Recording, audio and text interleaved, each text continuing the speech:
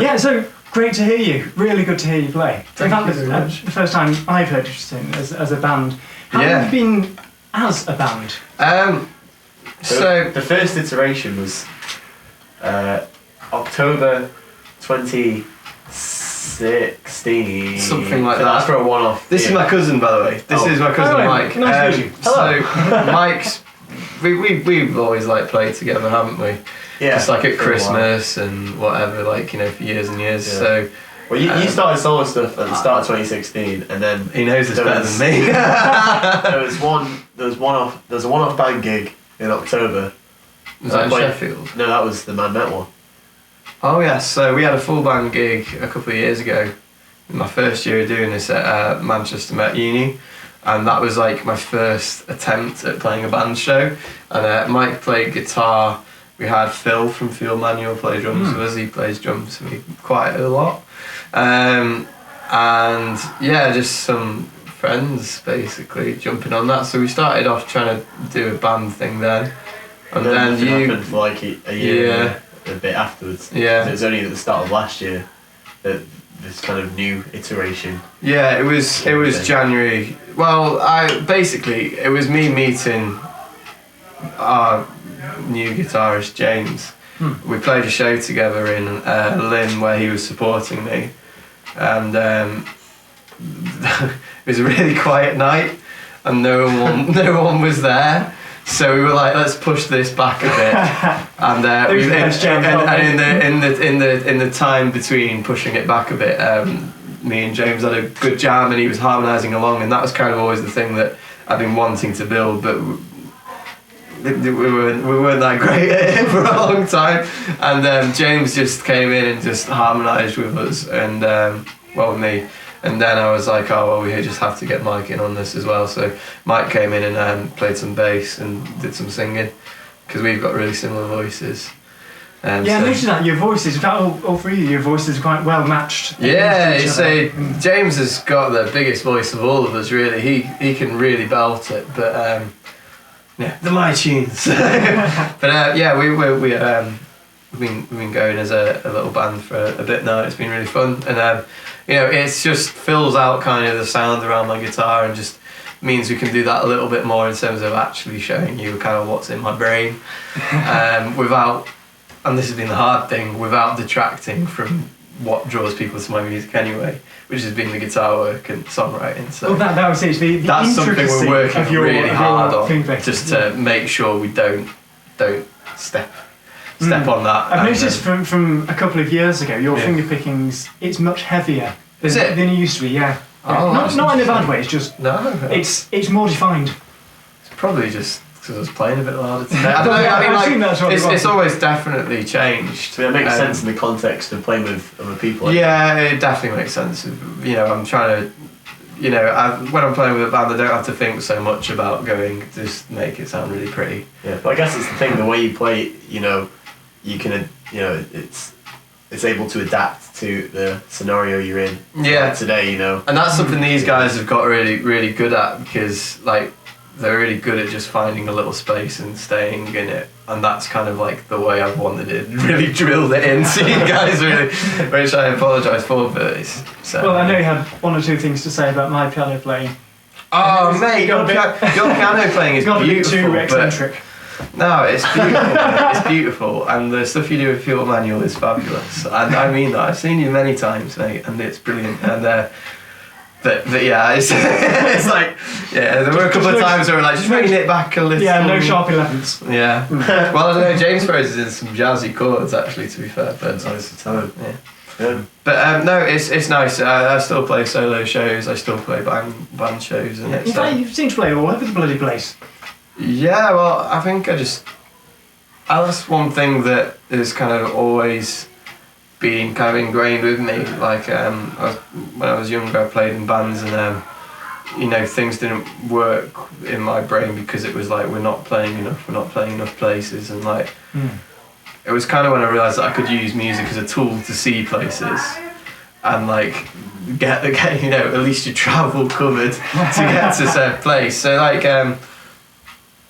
I mean, sadly you weren't available, but we did some shows in. Me and James went up to Glasgow and did some shows up there. I thought you were going to Really say, good. say the B word. The B word. Brighton. Oh yeah, we played a really bad. We don't talk about Brighton, mate. We played a really bad show in Brighton. You've mentioned it now, so you might have to. It wasn't like. It was just, you know. Mike came down. It's like a 5-hour drive to Brighton. Oh, it's more than that. It's a bit of a trek. And then the M25 was awful, so it was Yeah. at least a 6-hour drive in the end, at least. And it was just not. The booking agent I was working with at the time, and I don't want to like say anything bad about her in any way because she's fantastic. Should we just say Glasgow was really good? She did mess that one up. Like, you know, we did get there, and it was like a PA system on the end of a bar. With no sound guy, we had to work out how the PA worked. Yeah, and it wasn't like it wasn't like an orthodox one, and we had to do all the patching to the speakers ourselves, and it was just like I was pretty annoyed about that, to be honest. But we had a great time in Brighton. Like we went to Hastings, checked out the beach. Yeah, that was good. That was a really nice day actually. And then we went back up to Oxford and played in London, didn't we? Yeah, because you went. No, is it Hereford? What's the name of the place? Hartford. Hartford, that's the one. I thought we went to London first. Anyway, this is like 2 years ago. This is one of the best things about gigging, especially because, well, in my case, I'm in a few different bands, so I get to go around quite a lot of different places just to see them. Yeah. When I used to live in Stoke, there were some guys who were playing it one day. I know it was a bit unfortunate. They were playing one day the 250 date tour. Whoa. 250 days Wow. a year. They made the Sunday Times actually. Nice. In the culture section, just to see what was going on. Yeah. Sick. I met a band once who were playing in Manchester, and they were like, "Oh yeah, we're from Paris, and we've been on tour for like 3 years." And I can't remember what they were called. I think it was something like La Mademoiselle or something like that, or something, you know, Something French. Something French, yeah. But no, I that's one of my main things I love about music. It's that they like. You know, we went to Europe and we played some. Well, I played some shows in Europe actually. Sorry, but yeah, I went and did a little run in Europe solo, and you know, I wouldn't be able to do that if I didn't play music.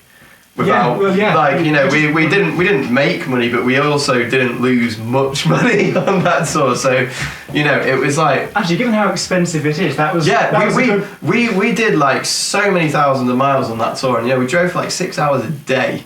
And like we stayed, Good Lord. we paid for our accommodation most nights, and the fact that we even came close to breaking even on like what was essentially a 3-week holiday was amazing. So, but you managed to shift a fair bit of merch between you and that. Kind of thing. We always. I mean, I still believe in CDs, and I still believe in, you know, people actually physically owning something if they really like it. And you know, I always sell my CDs and I always sell my shirts after the shows, and you know, I don't sell them as cheap as some other bands, but it's because I'm like, you know what, music's free these days.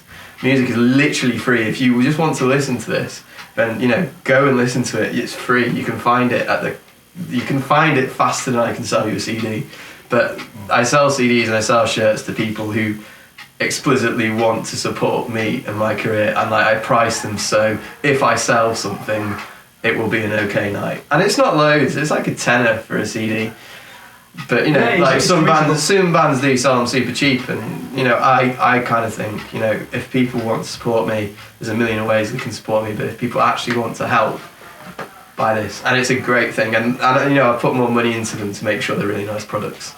So yeah. In fact, I was kind of hoping we'd get onto this subject because now you've got pretty strong views about how it should be done. Let's be honest. Well, yeah. I mean, what CD selling wise? Well, because I think the point of it's a problem now. The fact that music just is free everywhere, you know, and people turn up to bars and they expect the music to be free. But it's like, what do you say? You're supporting your particular. I mean, music. that's the thing. So much is free. I think there's got to be something that actually has to be paid for, and actually has to be paid for at a fair price. Well, that's how an economy works. Yeah, and you know, it doesn't. I mean, it doesn't bother me that people can listen to me for free. It's nice, like, you know, anyone can find out what I sound like. It's just the accessibility of it, It's amazing, suppose, isn't it? Yeah, it's absolutely amazing. Well, that's the good part.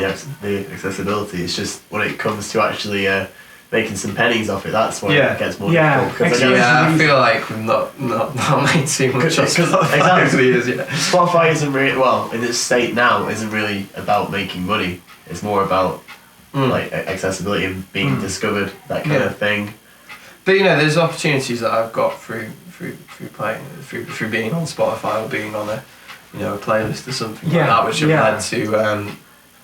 led to like well-paid things. But it's still the fact that you put so much time into it. I mean, the very fact that you play your guitar upside down, but then you decide to borrow it the other way up.